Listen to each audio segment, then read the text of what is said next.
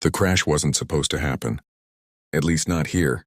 When the alien vessel tore through the clouds and carved a burning scar across the forest, every sensor on Earth went silent. Satellites died mid-broadcast. Compasses spun endlessly. The air smelled of ozone and blood. By dawn, the military had surrounded the impact zone. But no one noticed the mist, thick, silver, and alive, seeping from the cracks in the earth. Because what fell from the stars wasn't just a ship. It was a heartbeat. Short story. Captain Elias Ward had seen plenty of crashes in his career, but nothing like this. The alien vessel wasn't metal, it was grown. Its hull pulsed like muscle, and veins of dim green light ran through it, fading in and out like shallow breaths. His team stood in silence around the crater.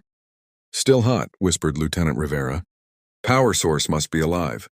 Elias crouched near the wreckage. The ground vibrated faintly under his boots, not from engines, but from something deeper, rhythmic, organic. "Get the drones in," he ordered. The small reconnaissance drones darted into the vessel's torn hull. Inside, the feed showed flickering corridors that bent like ribs, walls oozing a translucent liquid that steamed on contact. The ship wasn't dying, and it was healing itself. Then the feed glitched. One by one, the drones froze. Their lights went out. "Signal lost," said Rivera. "All 5 units." And then, something moved in the dark feed. For a split second, a shape slithered past the camera.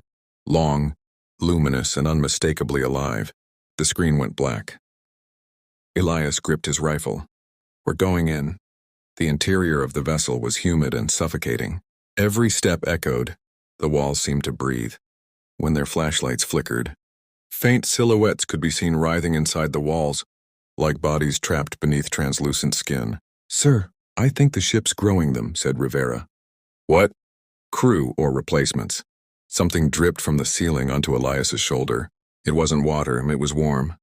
When he looked up, he saw a glowing eye staring down at him, blinking within the flesh of the ceiling. He fired. The echo was deafening.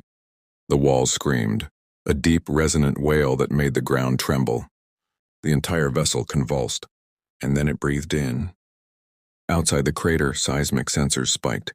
The earth split open around the wreck as roots or tendrils pushed out from beneath it. The ship wasn't a machine at all. It was alive, and it had been buried long before the crash.